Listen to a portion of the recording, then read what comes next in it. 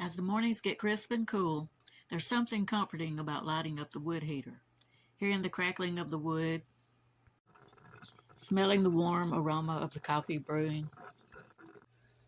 It's that time of year where the air has a bite, but the warmth inside brings a sense of calm.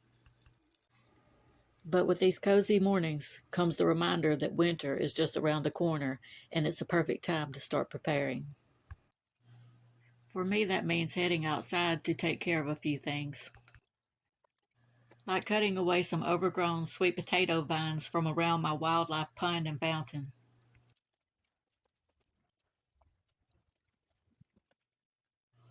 While cutting the majority of the vine out, I decided to add some back for some really cute frogs that had made them their habitat. When I was working, I was scared that I would step on the baby frog, so I got it out of the grass and tried to put it with its mother. Or at least I assumed that it was its mother because for some reason it kept trying to stay on my finger. Sweet little baby.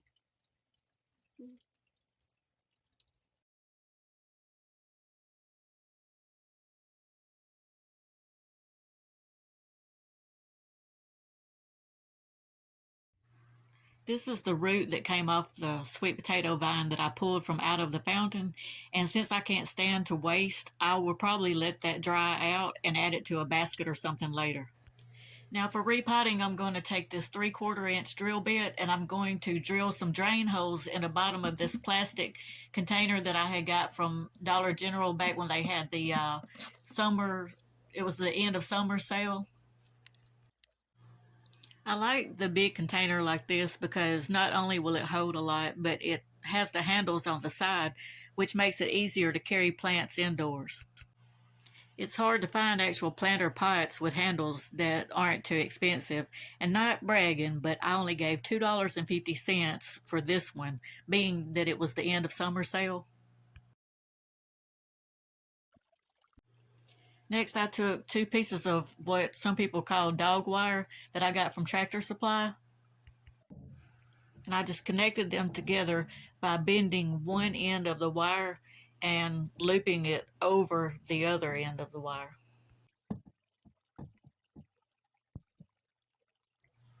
This is the remainder of the vine that I had left in the pot after cutting away all that from the fountain. Anyway, I'm just carefully taking this out of the pot. Then I will place it in the middle of the pot. I will lift the vine up and then start adding the wire.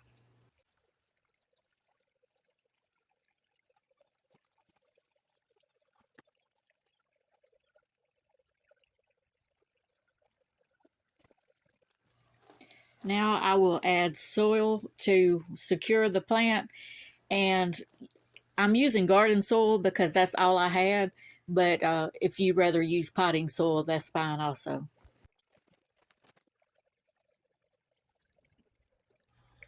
Adding the wire is a good technique in order to grow your plant upwards instead of across the ground like mine was growing. It's also a good way to make space outdoors or for taking it indoors. Remember in the beginning of the video I told you how I don't like to waste? I checked with Google and it said that it's edible and said that you can stir fry it or you can boil it.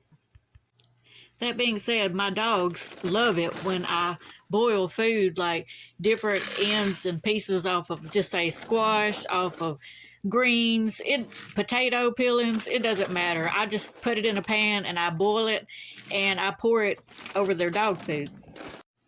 Now, one thing that I wish I had done before boiling these was to chop them up in fine pieces, but being for the dogs, I didn't figure that they would mind. But the stems turned out a little too tough. The leaves are really done, and I didn't want to just cook them completely to mush, so I just left it as is. And so next time I know to either chop the stems up into really fine pieces or just leave them out and just boil the leaves. Now, one thing that I definitely want to add is when I was boiling this stuff, it smelled so good. It smelled like between boiled potatoes and yams. And of course, before I started fixing the dog food, I did try a bite, and it really tastes good. It tastes between like boiled potatoes and spinach. So now let's see what the dogs think about it. It's sort of eating it, although it's kind of going around the stem part, but it's eating like the leaves and the dog food. Let's see what the second dog thinks.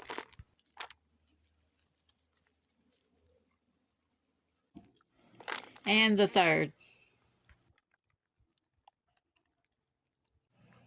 And just in case you're wondering how my dogs are doing afterwards, this is how they are doing. They are having a ball. Get him. Yep, come on. Thanks so much for every one of y'all that watch my channel. I really appreciate you.